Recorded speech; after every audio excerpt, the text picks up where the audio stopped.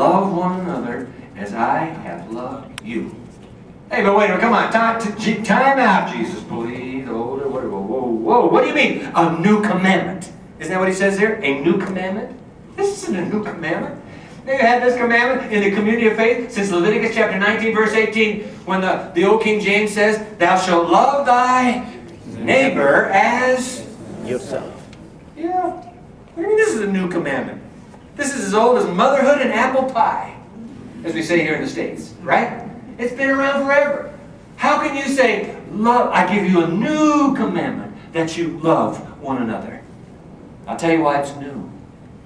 Because in less than 24 hours, those 11 followers of Jesus will see such a radical demonstration of that love, that every other portrayal of love they have ever experienced will pale in significance. In fact, just a few verses later, there is a verse. How long have you lived here in the United States? All your lives? Some of you have. You kids have. You remember we had a president once named Ronald Reagan? Yeah. Some of you here when he was president? Yeah. Okay. Yeah. I'm going to tell you something. President Ronald Reagan, I don't care what your political persuasion is, quoted words just a little bit later that evening in the upper room. Let me refresh your memory. Those of you who were living here when Ronald Reagan was president. Let me refresh your memory with a story that took place, I believe, in January. It was cold. It was winter. An Air Florida flight. Easter. No, it was Air Florida. Sorry. An Air Florida flight was preparing to take off from National Airport in Washington, D.C. All right? Incidentally, National Airport today is named Ronald Reagan Airport. All right? So this, you remember this, January, I believe 1981, 1982. The Air Florida flight is ready to take off, flying from the frigid north of the nation's capital, going back to Florida. But you know that when the plane is in frigid winter weather, they have to de-ice the plane. Isn't that right? De-ice, de-ice. We live in, don't we? Get it home. We live in the snow belt. In fact, isn't that why we both chose to live there? Because we love the snow. That's exactly right. We love the snow. So we live in the snow belt. So when you fly into Chicago, as we do from where we live at Andrews University, everything goes through Chicago. Is that a call for you? Oh, just check it? All right. So you know they have to spray this pink fluid all over the plane. Isn't that right? They spray this pink fluid. They kind of de-ice it. The problem was the planes were lined up. They had already de-iced the Air Florida flight. But in the interim, before it took off, ice formed. And you remember the story. That old jetliner took off from National Airport, started to lift over the Potomac River when the ice forming on the edge of the flaps destroyed the lift. And the plane went straight into the Potomac River. You remember that? Some of you were alive back in 1981-82. Went straight down by that bridge, straight down. And when the plane, Air Florida, hit the frozen water of the Potomac, the fuselage just burst open, disgorging the passengers all over the river.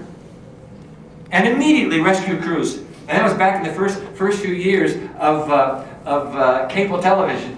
And so they sent the rescue crews in, and they sent in these news choppers. You know, they're sitting out there with their television cameras watching the whole thing.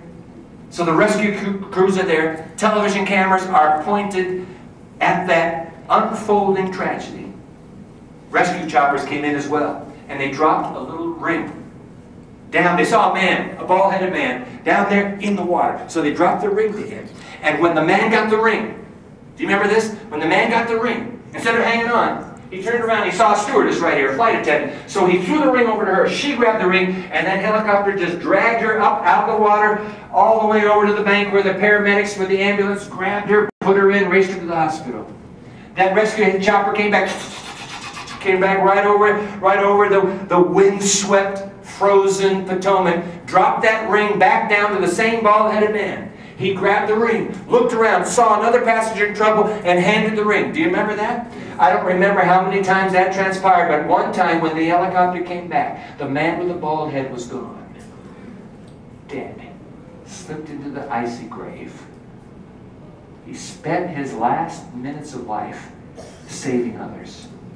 That night, President Ronald Reagan goes on national television and he quotes from the upper room. He wasn't a churchgoer, trust me. But he quotes from the upper room discourse, chapter 15. He quoted these words for the whole nation to hear. Chapter 15, verse 13, greater love has no man than this, than that he lay down his life for his friends. There's no greater love. Ronald Reagan quoted that line about the bald-headed man who kept saving others. So when Jesus says, I'm giving you a new commandment, what he's saying is, you've never seen love like you're going to see it tomorrow. A new commandment.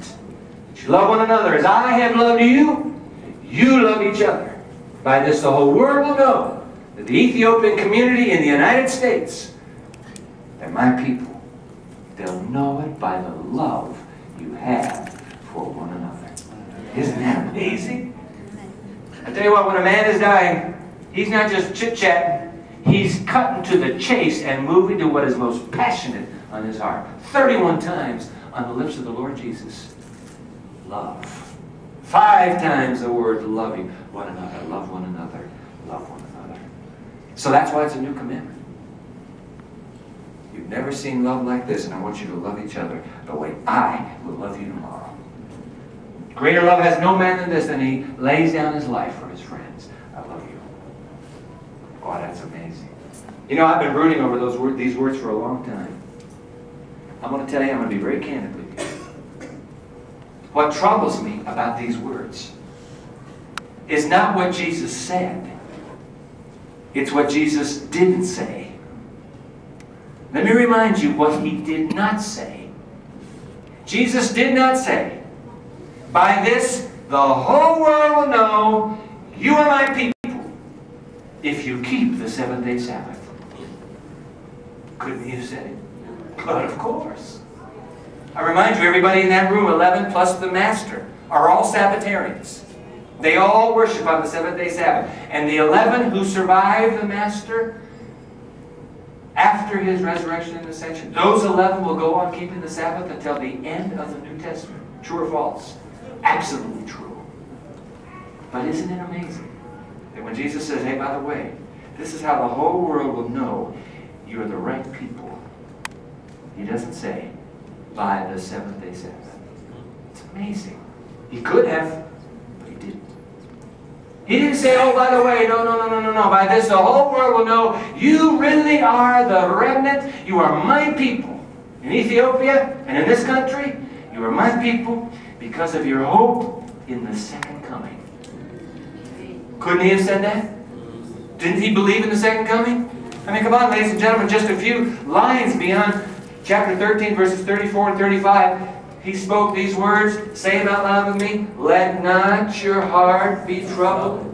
Ye believe in God. Believe also in me. In my Father's house are many mansions. If it were not so, I would have told you. I go to prepare a place for you. And if I go and prepare a place for you, here it comes, I will come again. Isn't that amazing? I'll come again. So we know that the second coming hope was vibrant on the eve of his own execution. But he doesn't say it. Not a word. Seventh-day Adventist. Neither half of our name does he make the identifying marker. Not the Sabbath, not the second coming, not the sanctuary. Oh, don't misunderstand me. Everybody in that room believed in Yom Kippur. Everybody believed in the divine judgment. Everybody believed Daniel 7. I believe it. Just preached a series this last fall at Andrews University called The Temple. Spent the whole series unpacking the truth that there's a judgment going on right now in heaven. While we're sitting here, while we're having this glorious week called the General Conference, there's a judgment going on. And they're going through the records. Next. Next. Every second on this planet, 4 babies are born. 1 in the US, 1 in Ethiopia, 2 in China. Well, we don't know, of course, where. But you got the point. All right. 4 babies. Every second on this planet, 4 babies are born. Sadly, every second on this planet, 2 people die, leaving us a net growth of 2. 2 books. If you believe they're actual books, as Daniel 7 teaches, then let's just say 2 books. How do you say the end in your language? My charasha. My charasha. My charasha, that's what I'm saying. The end. 2 every second. 2 more. The end. 2. 2. 2. 2. Going to the judgment. I believe in the judgment. Jesus believed in the judgment. The disciples taught the judgment. But he doesn't say that's going to be the most distinctive revelation of who my people are on earth, that you believe in the cleansing of the sanctuary. No, he doesn't say that. He doesn't even make any of the 28 fundamental beliefs our identifying mark. That's the point. That's what troubled me. As I brooded over this new commandment, I suddenly realized nothing there but the simple truth. The whole world will know that you are my remnant people if you have love. Love for one another. You love each other. You love each other. In the Ethiopian community, love. In the Pioneer Memorial Church community, love. This is how the world will know you are my people. Red and yellow, black and white. Educated, illiterate. First world, second world, third world, it doesn't matter. Rich or poor. That's not the only way they'll know you are my people. You have love for each other. Can you get along? Do you love one another? That's it.